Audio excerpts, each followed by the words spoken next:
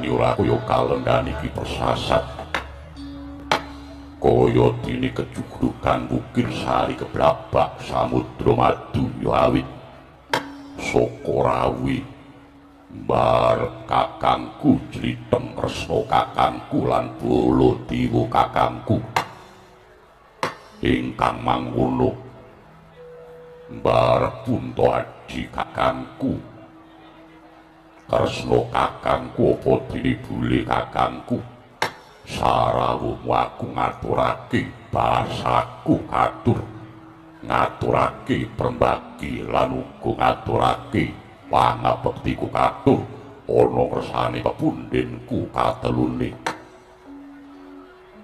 Hyang Wringrat mugi ambaban pajar kadanging pun Kakang Yayi Yayi Panenggak Dimas Werkudara ngaturake prembagi marang pun Kakang wis banget tak tampa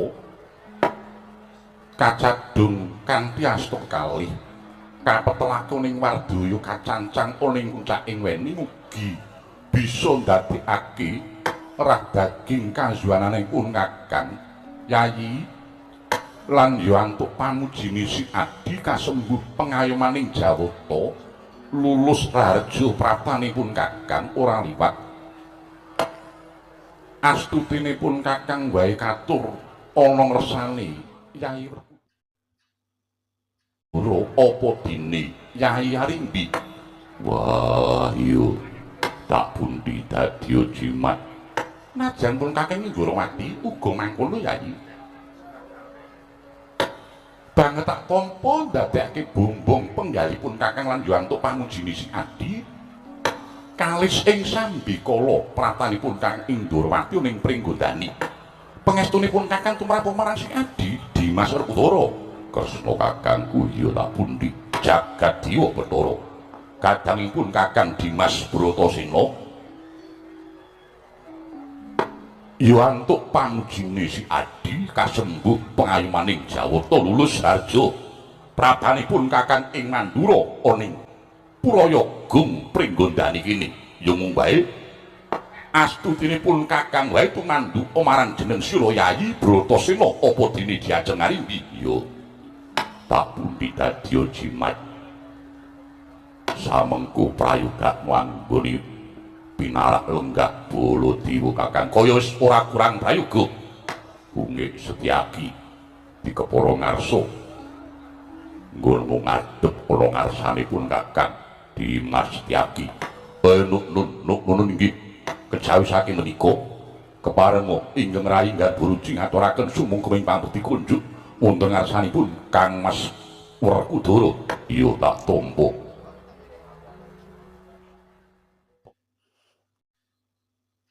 ngestuku tumrapo marang adiku Bungkik Setyaki kula nuwun inggih kapundhut stok dadosna jimat Arimbi kadanging pun Kakang Yayi Werkudara mbarep Puntaadi kakang kuwi Yayi Sena lan Yayi Arimbi pun Kakang rawuh ana ing Pringgondani iki yatine nedya mangahi bagya dene sira kaparingan nugrahaning Jawata yaiku laire putranira si Jabang Petuka ingkang minangka talining katresnan iya kawrana Yayi sawijining kebungan tumrap wong bebrayan iku yen darbi momongan turta mijil jalu mula si Adi Sarimbit wajib muji syukur kunjuk ngersaning kang murbing dumadi Yayi ngiwangsana jagat mangajul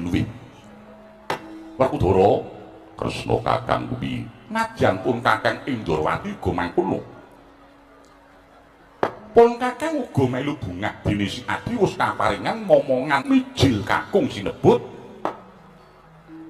anak anung andhita tekse bocah mursid besok ingkang kuwawa mikul dhuwur mendem jero marang Rama Ibu ra inggih ngaten to Koko Prabu ya bener Yayi pun Kakang uga sarujuk yen to duwe anak lanang ngono upama dikerto aji yen ditimbang karo emas sak gentong milih anak lanang timbang karo masih mergo wong duwe anak lanang kuwi ibarate sugih tanpa bondo ngono selagine ketemu wong utawa dulur utawa kanca ngono wae sing ditakokake dudu bab bondo donya omahmu kaya ngapa gelang kalungmu wis pirang on dudu kuwi yai ning sing lumrah mesti takon anakmu wis pira sing barep umur pira sekolahe ana ngendi wis do mentas apa durung nanging Yai Werkudara Baladewa Kakang Ubi lan Yai Arimbi yen tak wis padake kawit mau lah kok malah katon peteng sajak lagi nandang Sungkawa ana apa Yai iya Yai nampa kanugrahan kok malah sajak susah Werkudara wah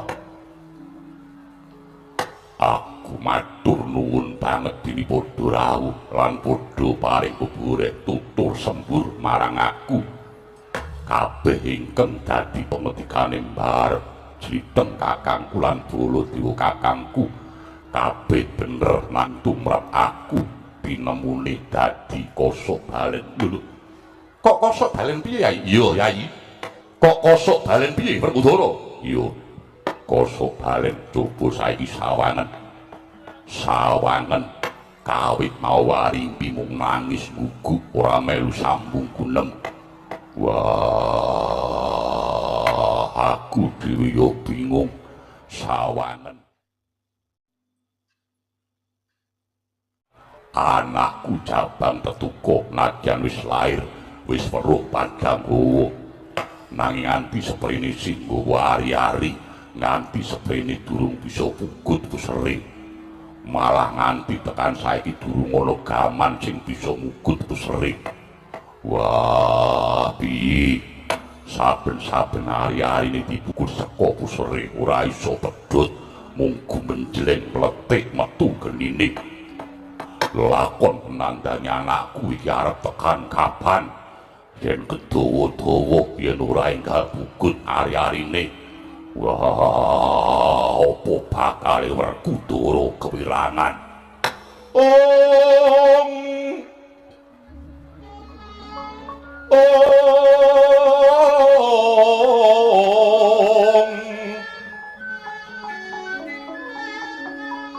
Rampune tiasne tyagung kingking leres utama katawengen hima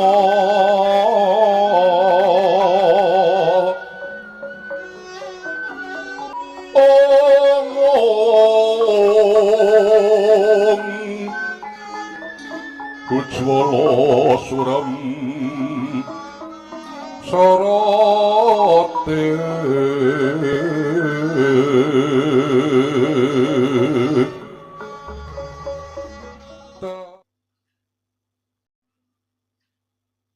aduh kumah nglayung rutatine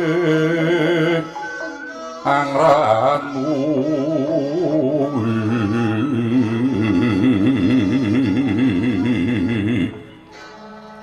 anglos anganyutra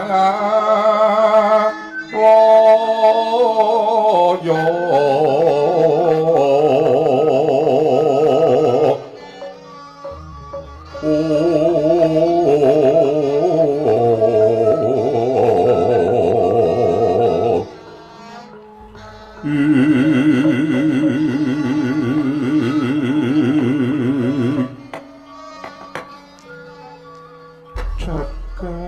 jagat duh Koko Prabu panjenipun kula sampun boten kuwawi matur inggih labet saking seging penandang nanging labet kula emut bilih paduka sinuwun tiga menika ana saling titah pepethinganing kusuma pramila boten ketang seklimah kula badhe matur prasaja dhateng paduka sinuwun tiga duh sinuwun saking pangraos kula mboten mantra-mantra kula abeng ajeng dhateng paduka sinuwun Prabu Puntadewa sinuwun Prabu Bathara Kresna saha sinuwun Prabu Baladewa nanging persasat kula sowan Lesanipun Hyang Bathara Darma, Hyang Bathara Wisnu tuwin Bathara Brahma, inggih labet kasembuh luhuring asma Paduka. Manah kula rumaos semeleh krana kula pitados bilih boten dangu malih lare kula tentu badhe kalih saking penandang sinuwun. Yo Yaya Rimbi, duh Koko Prabu Ndramati kados pundi Yai? Saking pandugi kula inggih namung njeng Koko Prabu Ndramati ingkang saged mbirat sungkawanipun Yaya Rimbi. Yo Yai, saka pangrasanipun Kakang Ngandura ya mung Yai Kresna ingkang bisa tutur-tutur sembur-sembur merga bareng aku ngerti yen to kahanane tetuka kaya ngono pun Kakang wis ora iso guneman apa-apa. Rasaku kuwur, rasaku ora iso semeleh. Mula Gagi Kresna, Gage si Adi Tutura, Yai Ndrawati inggih Koko Prabu, Yai Sena apa dene Yaya Rimbi? Kresna Kakang kuwi inggih Koko Prabu Ndrawati wonten dawuh pun Kakang ya ora maido marang apa ingkang tok rasake, nanging tak suwun si Adi ngadepi lakon iki kudu sing jejeg imane, aja nganti kelangan keblak elinga Yai. Sakabeh lakon iki ora bakal wal saka pamredining Hyang Agung. Kalbu kesusahan iki uga wis kersane saka Hyang Agung kang kudu sira tampa, nanging ya mung janma kang pinilih kang kuwawa narbuka kaendahan ingkang sinimpen jroning kesusahan. Iya Yai, mutiaraning janma mono ora kaya yen bisa mesem sajroning susah, bisa nangis ana sajroning kagungan. Lah kuwi malah yen si Adi bisa matrapake tanduk kang pratitis kala mangsane kesusahan iku malah bisa awoh kanugrahan kula. Lopo lawanku, lopo lawanku ling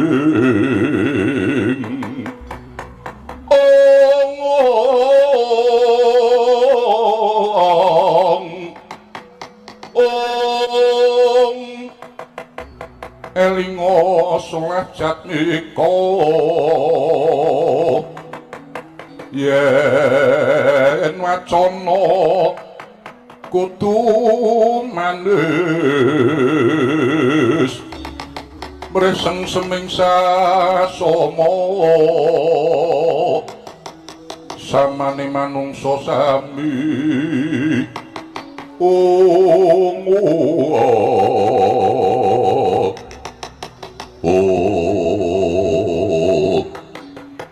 set biar katalika wau kodeng sutaning galih dumunung ribet nenggih sang panenggak Pandhu Raden Werkudara miwah ingkang garwa Dewi Arimbi, nanging sekedhik saged nampi pepadang saking sangganing para kadang parandini caritane ing riku bebasan anglenggahe kanyut Pinangkawardu kanyut wong angganten Pinangkawardu wong ngakecuh nginang Madura ngabang iduwa dering manjing wonten Pertolok Saru geger Pasiban Jawi Purayagung negari ing Pringgondani persasat kaya dene nampi kanugraning Jawata awit medengipun sami imbal wacana dadak sakala prapaning Jawata saking suduk pangudal-udal nenggih Hyang Bathara Narada ya sang resi Kanika Pruta kepareng amerpeki dhateng ungganing Raden Werkudara miwah para kadang ingkang kadherekaken dhateng Raden Permadi akara jengak ingkang sarya mulat arum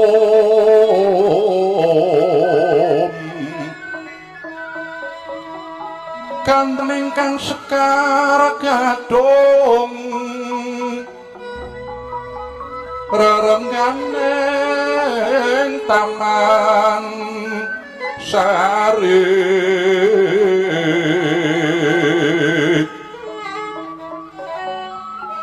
kepermorong ing sepsarine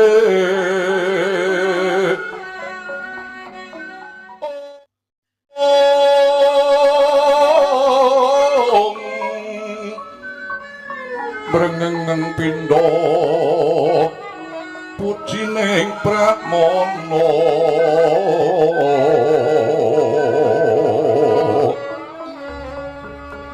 Sasanti Jaya Wijayanti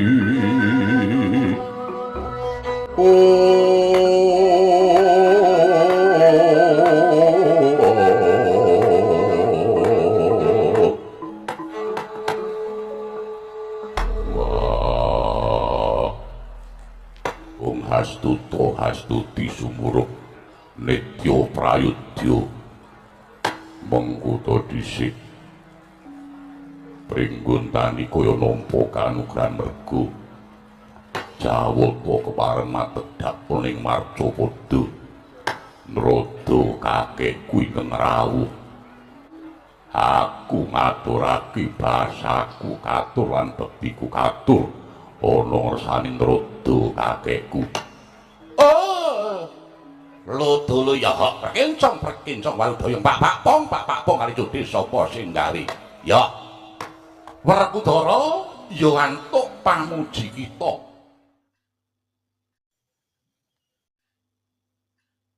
Prapta ulun ana ing Pringgontani mbuya ana alangan siwiji apa pangestu kula tumrapu marang jeneng kita Bratasena ya tak pundi dadi jimat Permati padha kanthi slamet inggih pangestunipun Kang Mas pangabekti kula kunjuk Kang Mas iya tak tampa pukulun ingkang wayah ngaturaken sumengkeming pangabekti pukulun iki wayah ulun Yudhistira ulun meninggih ya jeneng kita ngaturake pangabekti banget ulun tampa ndadekke bombong penggalih ulun Astuti ulun tamanana ya nggih Puntadewa kula meninggih kapundi wonten Stokum dadosna jimat maripih najan kula iki ngaturaken sumengkeming pangabekti pukulun rada nyaki mesti Ndarawati iki kula meninggih kasinggihan ya kula Kaki Prabu Kresna ngaturake pangabekti banget ulun tampa ndadekke gumbiraning kias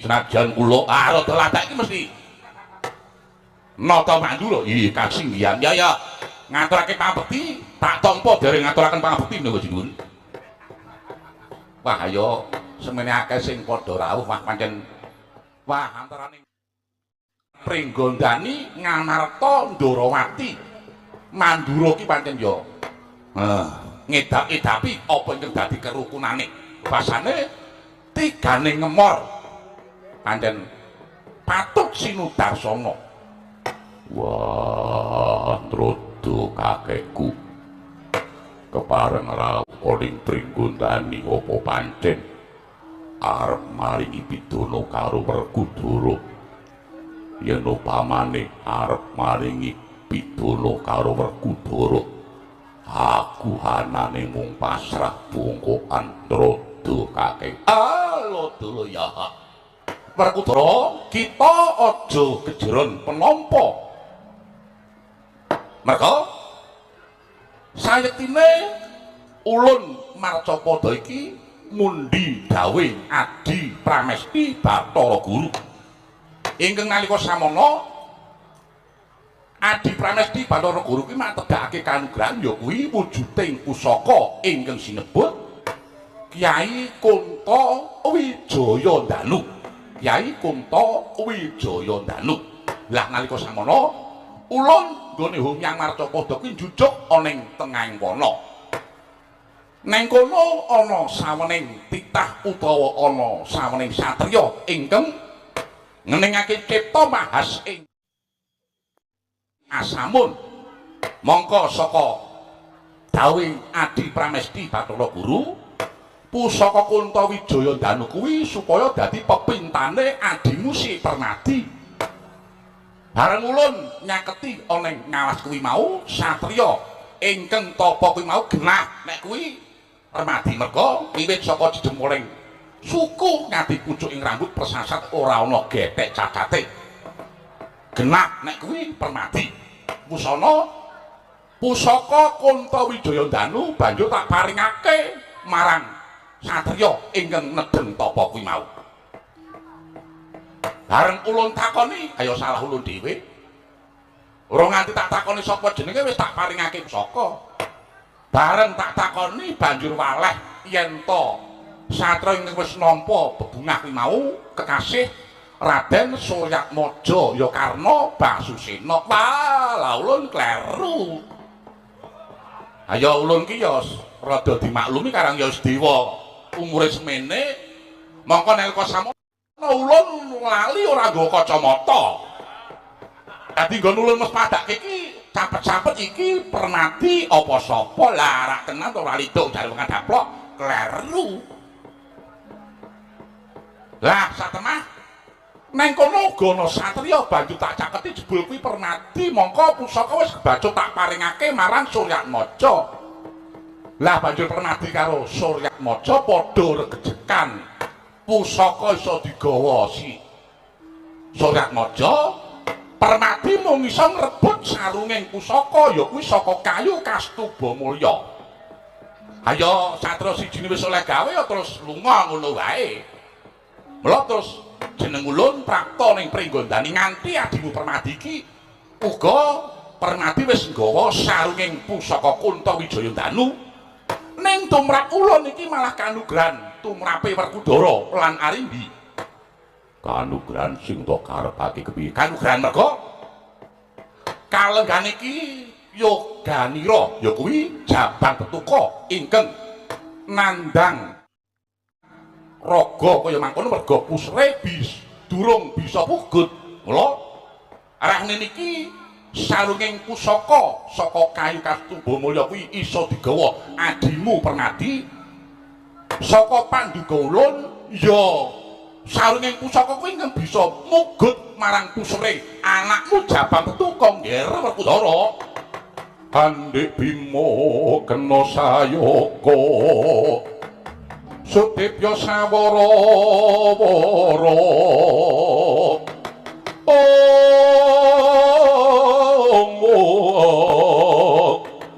Mbak Umbul kadanira pitung gedhe.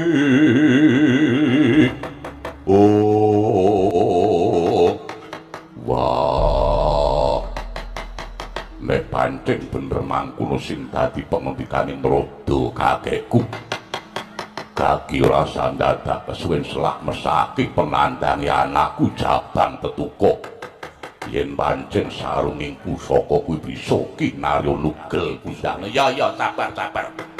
Ingkang kula Permati wonten dawuh maju nggih. Maju sarunging pusaka kuwi gage tanakno marang ari-arine anakmu si Jabang Tetuka nanging sinartan mantra-mantra nggih.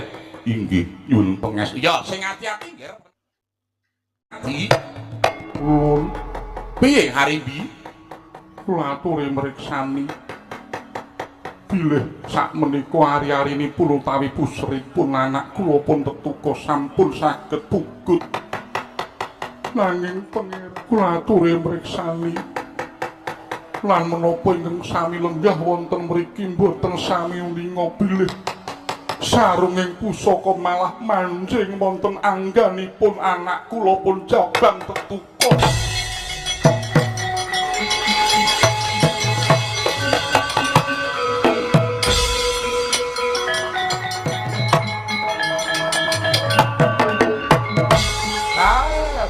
Perkencang marudaya Pak Pong kali cudhe sapa sing gawe wah wis cethuk yen to anakmu Jabang Tetuka besuke bakal dadi satriya ingkang pengpengan. Ketitik sarunging pusaka bareng kinarya mugut ari-ari utawa pusana bisa tugel tel.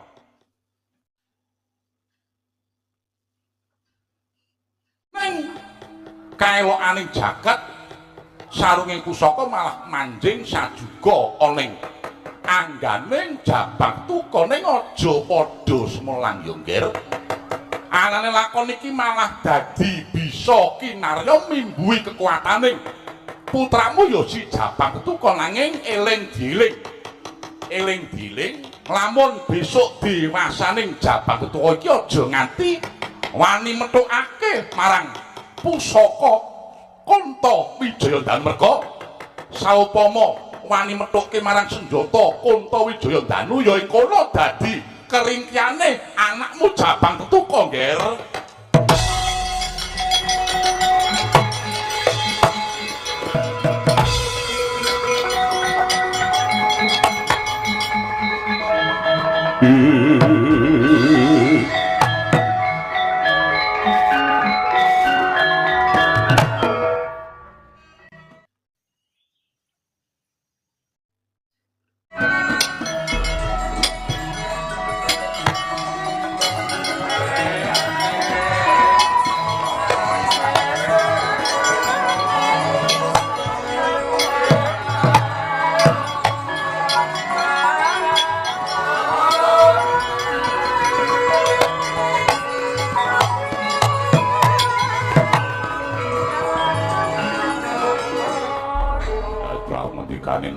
kakekku mesti bakal pestokake. Ya pancen kudu mangkono lakone. Yai Werkudara padine Yai Arimbi pun kakang melu mangayu bagya dene putramu Jabang Tetuka wis bisa pugut ari-arine. Pun kakang uga melu muji syukur ya iya pun kakang uga melu bombong dene putramu Jabang Tetuka wis bisa pugut ari-arine. Iya matur nuwun. Lan saiki aku banjur cumadung dawuh ngene ya nggir, kabeh lakon bisa padhang nanging ewa semono isih ana lakon mbok menawa lakon iki mengko upama ulun andharake marang jeneng kita bisa ndadekake kaget merga ingkang dadi dawuh ulun iki lho dawuh ingkang ora ketemu nalar. Dawuh ingkang ora ketemu nalar piye ngerti ya nggih. Kalenggan iki kayangan Junggring Dawana lagi ana ontran-ontran lagi geger siar-siar. Ora karo-karoan kahananing kayangan Junggring amuken. Patih Sekipu ya kuwi utusane Prabu Kaga Pracuna. Kaga Pracuna nggone bakal ngayunake marang Bedari Supraba. Satemah sing dipatah ya kuwi Patih Sekipu ngamuk punggung Suratantaha Nirbaya Nirwikara ana ing kayangan Junggring Saloka. Dewa siji wae ora ana ingkang bisa ngalahake marang Patih Sekipu Tantra. Banjur Adi Guru dawuh marang pendhikan ulun kejaba ulun supaya mudhun ning Marcapada maringi bungah utawa supaya madhedhake kanugrahan wujuding pusaka Kuntawijaya Danu. Ning uga paring dawuh supaya siji-sijining srana ingkang dadi jagoning dewa ora ana liya ya mung anakmu ya.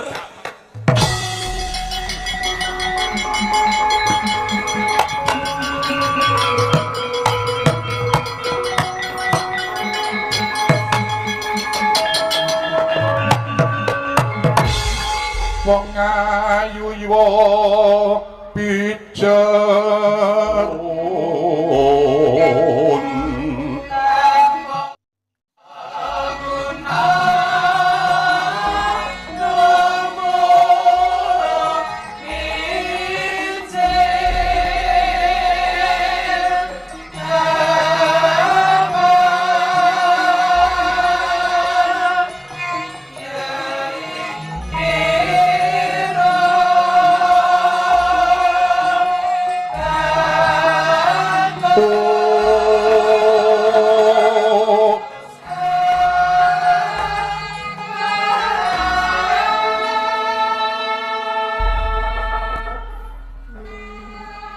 Pangeran menika kados pundi pangeran? Ora tenganah kados nyangga bumi menika wae katresnan kula lan Paduka dijabang ingkang tasih abang malah badhe dipun dadosaken jagoning dewa. Menawi kula kedah pisah kaliyan anak kula Jabang Tetuka, kula trimah kapejalma kemawon pangeran. Wah, iki karepe piye? Aku dhewe ora iso gagapi. Yo bener, anakku Tetuka bisa pugut hari-harine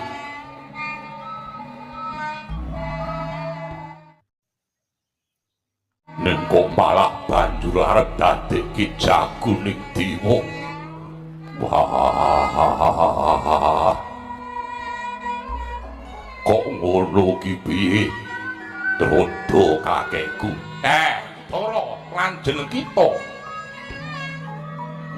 Arimbi mara gage padha tatanen rasan dhisik ya, Ngger. Ulun jarwani dadi aja nganti kleru ing anarka ya, Ngger.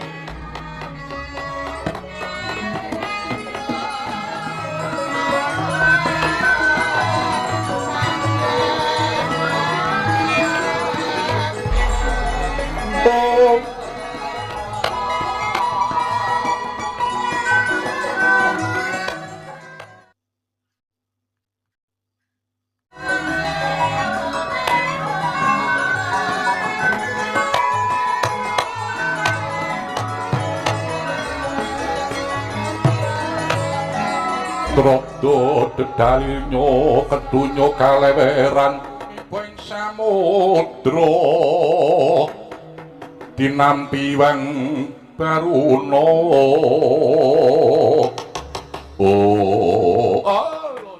Kosik yo, Ngger, Arimbi. Kene yo menungsa kuwi sejatine mung kudu waspada marang awake dhewe merga ya awake dhewe kuwi sejatine sing mujudake mungsuh sing paling gedhe dhewe, tegese sing ngalang-alangi bakal tekane nugra gedhe. Tak baleni meneh, sing ngalang-alangi bakal tekane nugra gedhe iki dudu sapa-sapa ning malah awakmu dhewe, Arimbi. Monggo ora ana kok dewa bakal nyengsarake titah iki, ora ana. Apa meneh titah sing ambek dharma kuwi ora ana critane, malah kepara bejo kerasanmu. Tedak turasi anak Werkudara patutan karo Arimbi ya si Jabang Betuka dadi Jakuning Dewa lan dipercaya dening Dewa Arimbi. Ing donya iki ora ana ingkang langgeng kejaba amung kabeh lan dharma sang sesanggeman. Mongko Betuka iki bakale besok dadi satriya gedhe lah.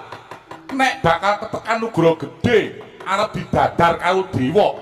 Ning saiki malah mbok alang-alangi kuwi tegese nugra gedhe sing arep teka kuwi upama lawang unum malah bakal tok nep dhewe. Lawange kanugrahan, Nggih.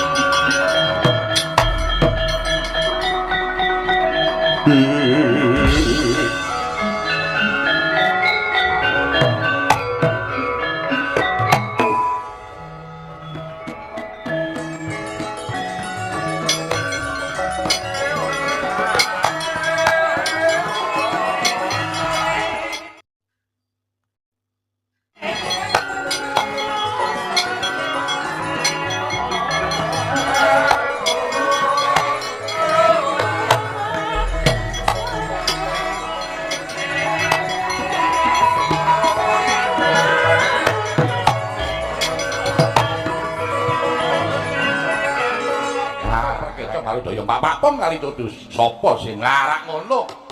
Wah, tujune ulun bisa nyadarake marang jeneng kita. Ya sing tak karepe ulun ya ngene iki. Inggih. Sareng kula nampi pengendikanipun. Pukulane suduk pangudal-udal. Purun boten purun.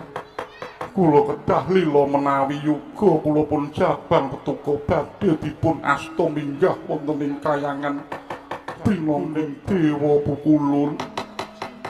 Nanging bab karahayanipun anak kula nderek titik Pukulun. Nah, aja semelang, aja semelang. Wah, aku ya wis lila. Werkudara ya wis lila. Wis watone dewa bisa njaga keslametane marang anakku Jabang Betuka. Ya ulun nedha nrimo banget kang mengkono. Rene wis cetha jeneng kita sakloron wis nilake lamun to Jabang Betuka tak kanthi munggah ning kayangan Pinaka dadi Jakuning Dewa. Ulun mundhut pamit ya, Nger. Ulun mundhut pamit ning sakungkur ulun jeneng kita sing bakal kepada nututi marang jeneng ulun munggah ning kayangan tak keparengake ning aja kekek engko ndak beborosi ngono Putu Prabu Baladewa ulun jeneng kita upama arep nututi ning kayangan uga ulun keparengake matur sembah nuwun mangke badhe kula rembak kalan pura kadang nggih rehnen selak penting kayangan Jonggring Saloka ulun bakal munggah ana ing kayangan nganti marang putramu Jabang Tuka iki lan jeneng ulun aja nganti kesuwen ana ing Marcapada mengko sak dadi arep gone limbukan ngono ulun makayangan juga sesanti ulun padha rahayu nggih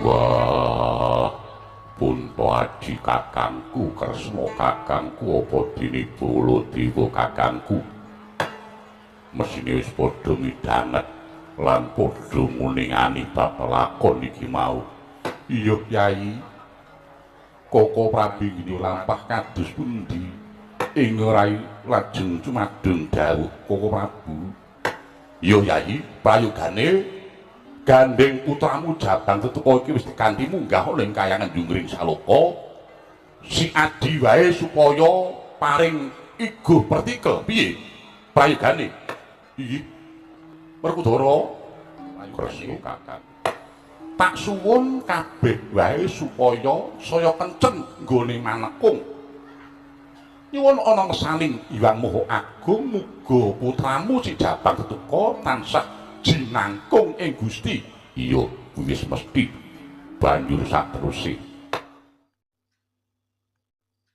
kaya ingkang dadi dawuh pengendikanipun Kulun Bathara Narada kalenggan iki saperangan wae supaya nututi munggah ana ing kayangan melu ngawat-awati bab lelakon iki lan melu pinangka dadi saksi nggone anakmu Jabang Tetuka pinangka dadi jagoning dewa ning percaya wae marang Kundaga saka panduganipun kakang mesti wae anakmu Jabang Tetuka pinilih dening para dewa wis minangka nganggo tetimbangan lan etungan ingkang jangkep iya mula didunake bareng-bareng wae sawetara ayo bebarengan lawan Kyai Punto Aji Koko Prabu ing Mandura sarengan manjing wonten ing Sanggar Pamujan Prayaga Negari Pringgondani nyuwun wonten ngersanipun Hyang Agung sesarengan mugi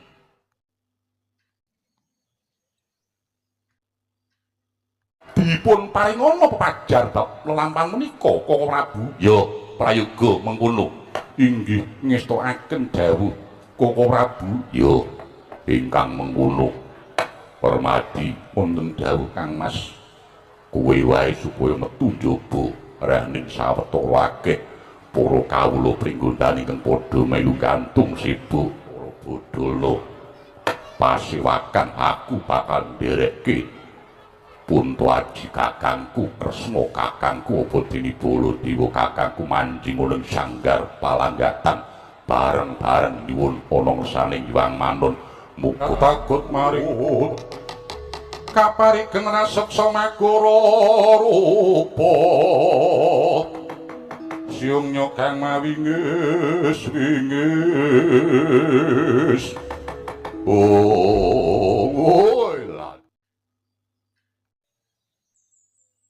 dalah Arjoko blai iblis laknat podo jek-jekan wah lagi niku ranggondo sepiro wong aku madhep kraman oning kayangan Jonggring Saloka ngamuk punggung Suratamtaha Nirbaya Nirwikara Tridasa watak nawa siji wae ora ana ingkang bisa ngendhik marang yudane Patih Sekipu Tantra nganti aku nunggu sawetara suwe sing tak tunggu mung Pukulun Bathara Narada kepiye sing dadi dawuh pengendikane kirane Betari Supraba ragake diulungake ora gak aturake ana Sinun Prabu Kaga Prajana Raden Dewa wis padha mundur Wah, mingkari Bathara Ndrada karo Bathara Gurapa dikira patih Sekipu wah lirik karo ratu-ratu ning Dewaya nek pancen duwe jago enggal ajokno supaya ngadepi karo patih Sekipu. Perkencong karo daya Pak Papung kali cuti sapa sing gawe. Sekipu aja girang-girang bumi deloken ulun nganti utawa nggawa sapa iki.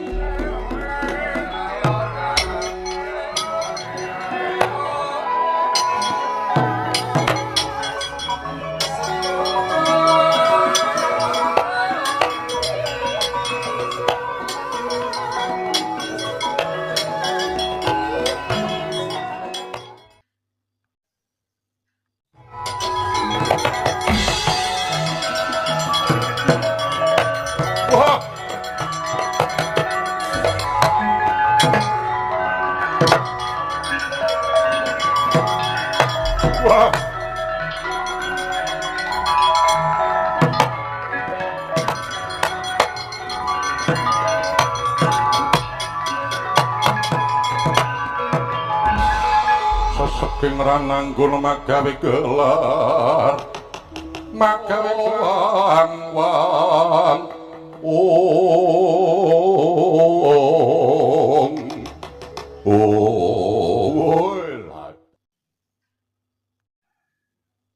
alah lagi wae dadi lerasanan Pukulun Narada kepareng rawuh mrepeki dhateng kula. Wah, menapa sekintenipun sampun pikantuk sawung ingkang badhe kangge ngadepi dhateng Sekipu ulun. Ya, ulun mrepeki marang jeneng kita pancene ulun wis nggawa jago wiring kuning jalu bungalan. Sampun nganti jago. Ya pancen dasar Kanyadala. Yen ngaten monggo lajeng kula aturi paring dawuh pundi ing Gunung Diwa. Sawangen iki. Sawangen ulun iki nggendhong sapa lan nggawa wujude apa? Wah. Namung beto wujudipun wah sak kucing kados ngaten. Jeneng kita aja nyepelekke. Najan iki wujude isih bayi abang, ning iki sing pinaka dadi jagoning dewa. Wah, saya ngaya wara dewa wis padha kentekan akal. Aja nyepelekke iki jago kita, Ger.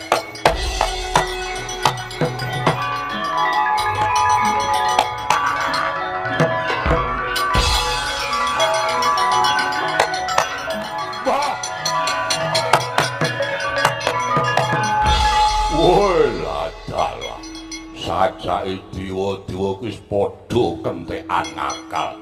Ing atase bayi sing abang kaya ngene dijokke ning paprangan. Wah, ketok lek ngino.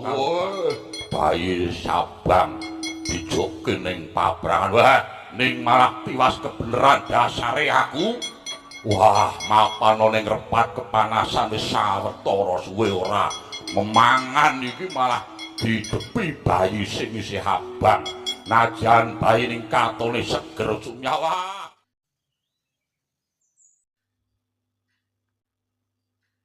Lakon tak kekar dadi panganku kowe bayi abang.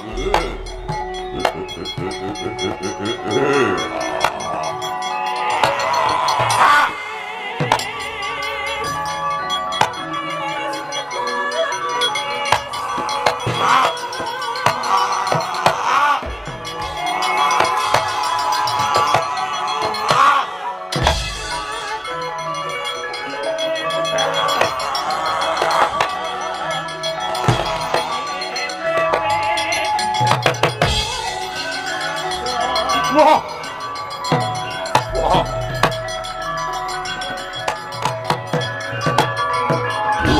Lagi bayi apa ya? Wah, bayi depke neng aku rekane arep tak mongso arep tak pangan. Bareng tak kekerek. Wah, lha kok dadi alote kaya ngene. Ning malah ana kaelokane. jagat bayi iki bar tak sokot malah suwe-suwe iso rumagang suwe-suwe iso ngadeg. Wah dewa kuwi aja gawe wirange patih Sekipu ayo nek pancen ki jago sing patoan gage aja gawe wirang bayi iki gedhekno. Bayi iki nek pancen iso gedhekno ben iso timbang karo patih Sekipu.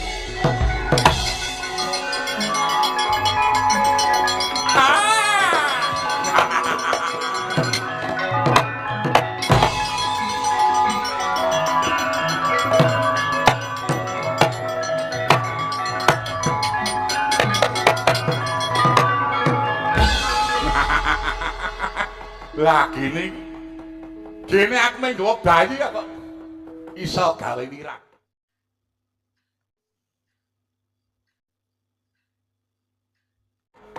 Bayi dicokot karo Sekipu sajake pancen ngrasake alot ning bayine malah saya rumagang malah iso ngadeg. Banjur rumangsa wirang nyuwun supaya bayi iki digedhekke.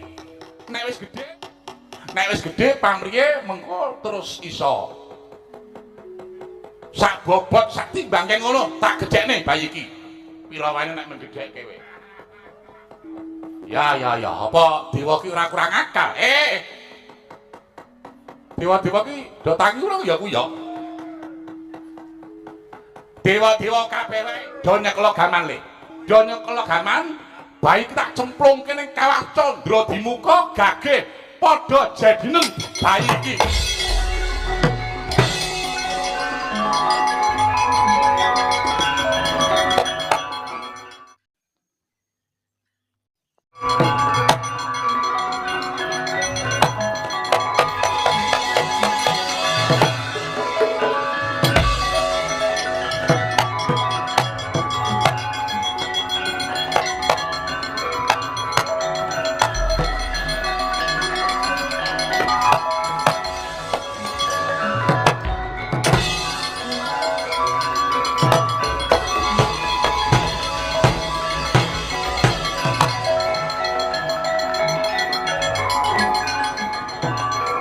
Ayo, bayi iki dijedi.